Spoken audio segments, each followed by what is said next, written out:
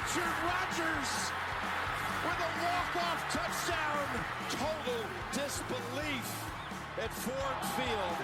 He may go all the way to the 20 down the right side, and it's Randall Cobb to the 5, to the end zone, to the touchdown. Oh my goodness.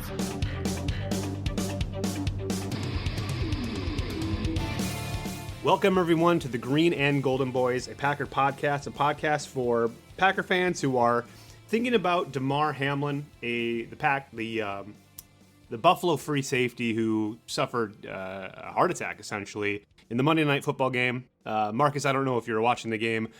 I was, and it was just a weird feeling immediately when you saw the ambulance go out there. And don't want to start this episode on too low of a note, but it just feels weird being overly excited about a game, a football game, when you have, someone in the league who is literally still in critical condition in a hospital as we speak. So I just wanted to acknowledge it. We don't have to spend too much time on it, but I'm really thankful for the sport, the entertainment it gives us, how it kind of brings everyone together from a community standpoint. And this really is the modern day gladiator, the NFL, and it's just wild to think that someone, might not necessarily go home after playing a game that's really here for our entertainment, a game that's there for you and I to make a silly podcast over. So I don't know, wanted to start it off that way, and I don't know if you wanted to say anything there, but just acknowledging them and then really recapping this awesome game against the Vikings. But just wanted to start it there. Marcus, do you have anything on that? I don't have much to add. Thoughts and prayers to him and his family. Hopefully he can make a full recovery. You never want to see that. Was this football related? It sounds like he maybe had a heart condition and maybe overexerted or took a hit. I'm not exactly sure what happened, but just really hoping that he can make a full recovery and at the very least, if not play again someday. But wishing him and his family all the best. But yeah, let's talk a little bit about this Packers Vikings game. We talked before the game. If you can't get excited for Packers Vikings, win or die essentially for them. You don't have a pulse. And the Packers not only beat the Vikings, Charles. Not only beat the Vikings, but not only beat them in every phase of the game, Charles, but not only won by a possession, freaking ass. Woo! Up and down the field. Before we go any further, I had the Packers winning, I think 24-17, and you had them, I think, by a point, 23-24 or something like that. No one could have imagined the type of game that we saw on Sunday. Nobody. Freaking loved it. How fun was that? That was awesome. I mean, I definitely could imagine it because that's what I was hoping would happen. You're always hoping that happens. True. You kick the crap out of a division rival, but yeah, no one predicted that. It was so super fun to watch. I mean, even though we were winning pretty much all game aside from that first drive by the Vikings, after them coming back 33 points down to the Colts, I was always like, okay, and this lead still doesn't feel safe. Didn't feel safe. I don't know if you had that at all. I feel like on my end, I stopped texting you and you stopped texting me. Maybe we were both in kind of this, superstitious mode where we're like, maybe if we don't text each other anything, then this will keep happening. That's a good question. At what point did you feel like, yep, we got this? Like, I mean, we kind of always had it, right? But at what point, to your point, did it feel like you didn't think they were going to come back anymore? For me, it was the Kenny Clark strip sack in the third quarter. Yeah. Because they were kind of driving there again. Now, do I think they were going to come back? I don't. But if they score a touchdown there, then all of a sudden it is kind of a different game. But Larry probably could have given his dagger call at that point because it felt over once that strip sack happened. Was that the same point for you, or was it earlier when they missed the field goal at the end of the first half, and then we get the off the crossbar field goal at the half? Did you feel like we had it at that point at halftime? Yeah, I mean, when the Vikings were driving at the end of the first half, I was like, oh man, like here we go. They're just gonna score right here, and it's gonna whatever. And then we were able to get the ball back after I think they missed a field goal, and then Crosby doinked went in off the crossbar, which was hilarious, but also great to see. I think he's been clutch this year, even if he can't kick it the length of the field anymore. But yeah, I would agree. I think that strip sack by Kenny Clark was kind of I won't call it the turning point, but the point of the game where I started to feel a little bit more comfortable with our lead and thinking that, hey, we're getting a lot of breaks. We've got the momentum, and if we can capitalize on that, then I think this game is probably over. And, let's forget about the result for a second and bring ourselves back to the first couple possessions. Great job by our defense. I think getting a 3 and out right away, but then we turn around and Aaron just barely misses Aaron Jones for a deep ball, and then we go 3 and out. Mm-hmm. And I'm like, man. That not only did we go 3 and out, we get a block punt. They get a block punt. We get a punt blocked. And I was at that point in the game, I don't know about you, but I was like, oh God, are you kidding me? Well, it's funny because I remember thinking like, just let him score. I mean, not actually, but I was kind of like, here's a touchdown, But I think and it's hard to say this about such a blowout game. I mean, for all intents and purposes, that was a 41-3 game. Those 2 touchdowns at the end were complete garbage time. But the turning point of that game, the most critical stance there, with the fact that our defense only gave up 3 points there when they had the ball at the 1. Yep. And the fact that our run defense has been like mocked by everyone in the NFL, by us, right? I mean, it's not good. The fact that we stopped Delvin Cook, who usually has a pretty good day against the Packers, twice on 2nd and 3rd down. And as soon as they decided to kick that field goal, I knew that, I'm saying this in hindsight 2020, but I had a feeling like they were getting a little scared, right? I think if they kind of felt more momentum, or if they're more confident, they would have tried to, blasted that in on 4th down. But what an amazing stand. And then to back that up with a freaking touchdown kick return, I mean, you can't make it up. I mean, I was skeptical when people said if we would have had him from week 1 that we might have had an extra win or 2 in the season. I'm like, I don't know. After seeing, consecutively how well he's doing, Keisean Nixon, that is, returning kicks, I'm convinced you guys are right. I mean, we probably get a couple more wins if we're able to return those. So, I mean, what a stance and what a contribution by special teams. Yeah, absolutely. I mean, he's been we've said it ad nauseum, but he has been a game changer and a season changer. Honestly, I agree with you. I think we win at least one more game if he's returning kicks for us the entire season. And it's kind of like that, net positive where not only is Keisean Nixon your returner, but Amari Rodgers is not your returner. You know what I mean? Right. So kind of compounding there, I think, a little bit. So like the old 10-point, yeah, kind of a swing, I guess you could call it. But yeah, I mean, he's been awesome. It was great to see him. I mean, we were worried going into the game that he may not even, be playing, because of his groin injury. Well, I asked you the question: who do we need more? Josh Nijman, Christian Watson, or Keisean Nixon? And I think we kind of went Josh Nijman and Watson, and I think after seeing the game, I mean that was the turning point. I think Keisean Nixon kind of was the MVP, if you will, of the game, in the sense that he kind of got the game into our control. Mm-hmm. Yeah, absolutely. I mean, he's been so much fun to watch. He's just been a complete turnaround for the special teams unit. That said, obviously the special team unit was not without its flaws, allowing that blocked punt, but overall they've been playing well. Mason Crosby's been playing really well. Did you, when you saw that they elevated, was it I'm blanking on the kicker that we elevated from the practice squad? Oh yeah.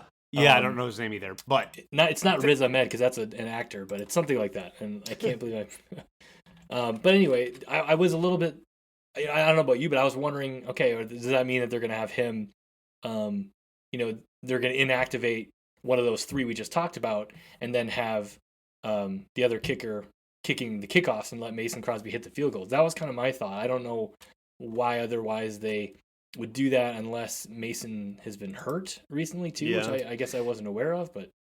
Or maybe some weather, if they thought, I mean, it was perfect weather, so I don't know. I guess I didn't put too much thought into that. One thing that I kind of thought of you on, so obviously we get the kick return, but our next touchdown then, of course, is a pick six.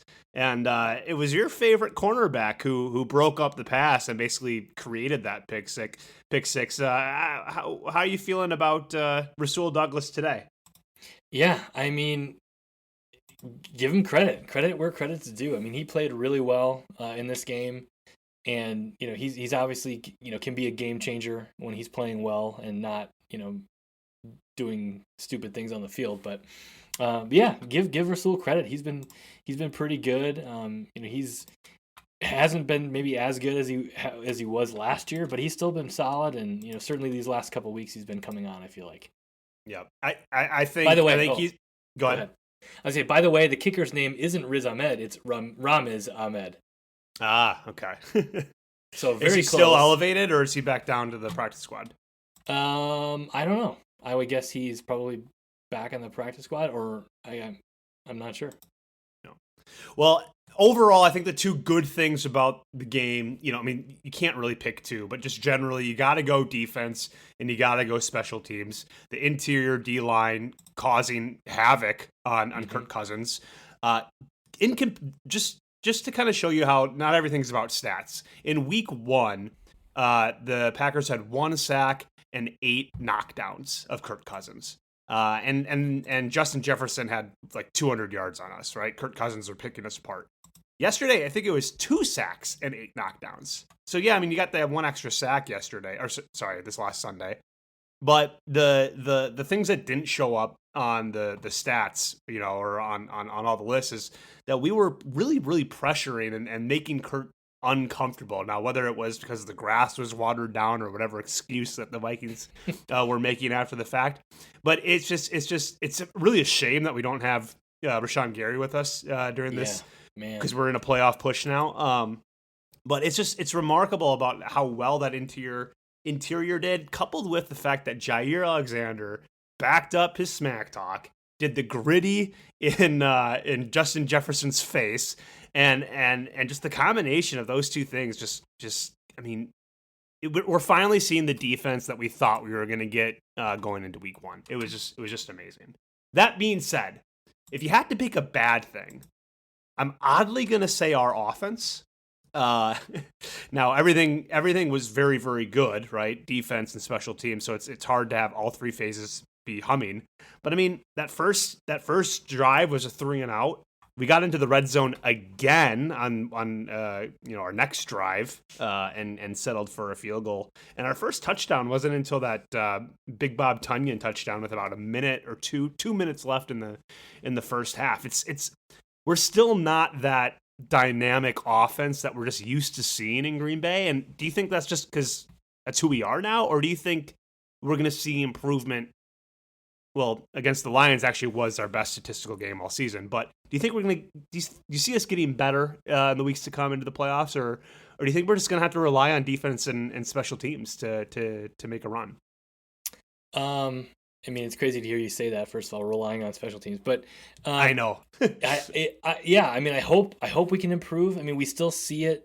We saw it against the Vikings. Aaron Rodgers not hitting every throw.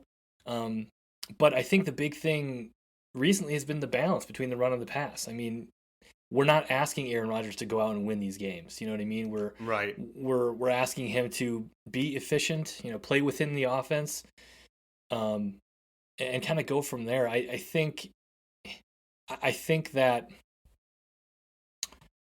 What am I trying to say here, Charles? I think that cohesion is happening, and we're seeing it. But we're still seeing some misses. I mean, he's how many times has he overthrown Christian Watson these last couple of weeks? 3 or 4. Right. He had once or twice in that game. Yeah, once or twice in that game alone, and then he overthrew Aaron Jones a little bit. It was right on his fingertips. Not he touched it, but not really a catchable ball for him. I think those things are going to continue to improve. But I think the key for this team to win and to have their offense play up to its potential is, continuing that balance between the run and the pass. Not relying on Aaron Rodgers because they just haven't coalesced the way we thought that they might. Yep. And I don't anticipate that happening. But I'm not so concerned with the yards and all that. Although it is weird to see that we won 41-17 and he only threw for 159 yards. Right. What I'm concerned about more so is the red zone, right? Like this inability, even during this hot streak, to not be able to score when we're on the 5-yard line. In fact, even moving backward, like when the game was still very much a game, that when we got sacked on that fourth down play, like how is Aaron taking that sack there? You know what I mean? And I don't understand. If it's third down, whatever, and you're still in field goal range, but on fourth down, I don't understand how he doesn't get. And he's been doing that the last 6 weeks. He just won't get rid of it. And I don't understand. Yeah, I mean, he would have almost been better off taking the intentional grounding penalty. Well, maybe not, but yeah, it's just there's something still not there yet that makes me concerned as we get deeper, into this playoff run. We still got to beat the Lions, and thankfully, against the Lions is when we did our best. So maybe we didn't score. Well, actually, I should take that back. We did our best moving the ball against the Lions in week 8 or whatever that was, but we couldn't. That game was the perfect example of what the consequences when you have turnovers and can't get into the end zone in the red zone. We're not previewing that game yet, but it's just the negative of the slight negative, I'll say, of the game. But overall, I mean, how can you be frustrated with watching that? That was an utter domination by the Packers, and frankly, I was talking to a few of my Vikings friends, Marcus, up here, and it kind of felt like we broke them. What I mean by that is it just the confidence in their voices, just looking forward to their playoff game, likely against the Giants. The Giants took them to overtime just 2 weeks ago in US Bank Stadium, I think that was. Do you think that we really exposed the Vikings? They have, by the way, a negative point differential again, being a 12-4 team. I just listening to a little radio here, talking to my friends here, just the confidence level is just completely hit rock bottom, it feels like. And do you gain pleasure out of that? I think those are two different questions. I mean, I haven't heard the lack of confidence from Vikings fans. They always seem to be confident regardless of the outcome. I feel like I have seen a couple of conspiracy theories from them floating around on the internet these last couple of days about, like you mentioned earlier, the apparently the training staff was supposedly watering the field down, but it only affected the Vikings players somehow, some way. Or this is the NFL wants the Packers to be in the playoffs and da da da da. And it's kind of like, oh, okay, let's just hold on. I mean, I do get pleasure. I do get pleasure in the Packers, destroying the Vikings, absolutely.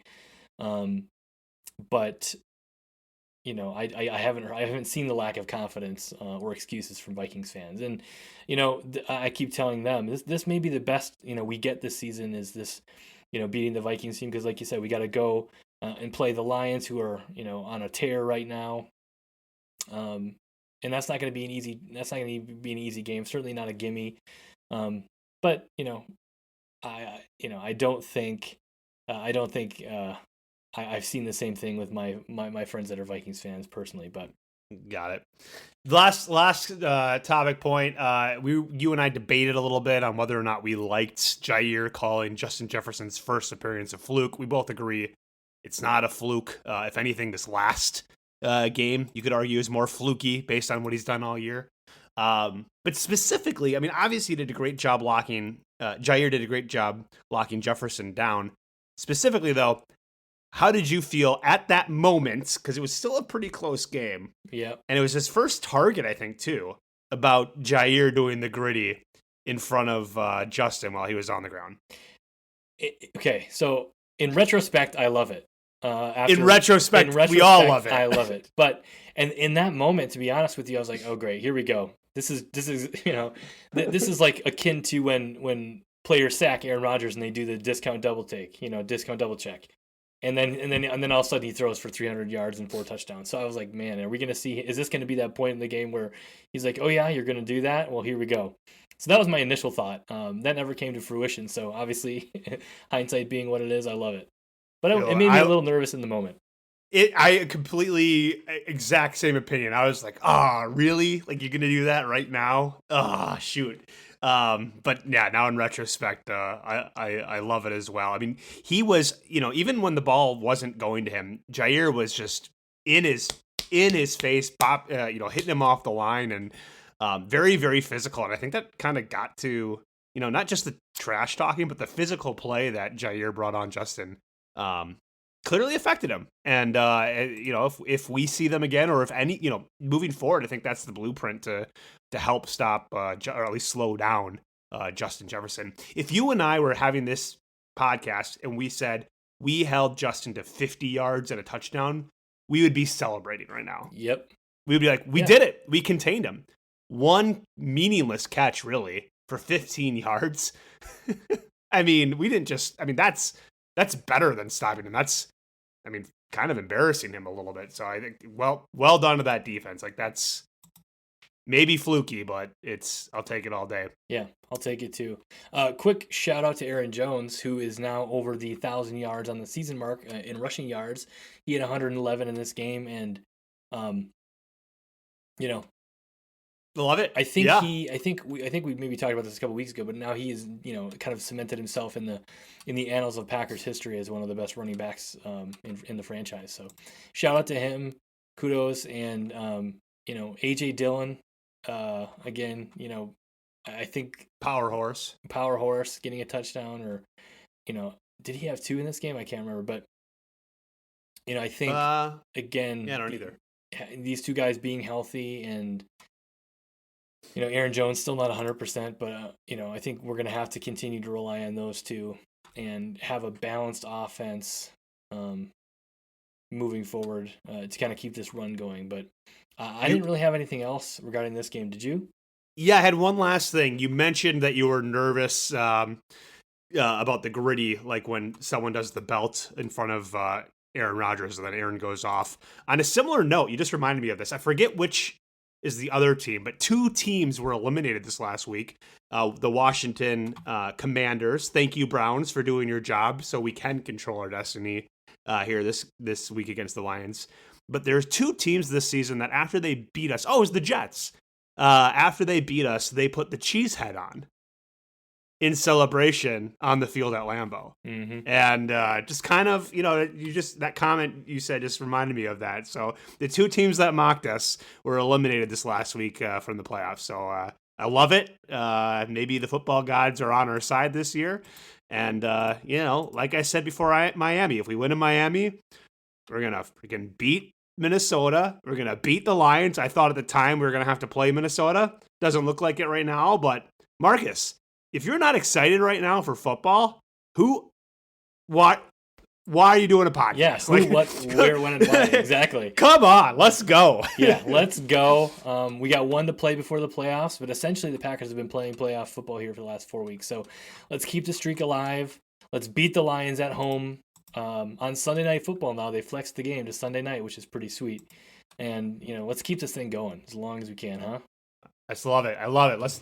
That does it for us today. Thank you for listening to another episode of the Green and Golden Boys, a Packers podcast. Don't forget to subscribe and rate us on your favorite podcast service. And as always, go Pack Go.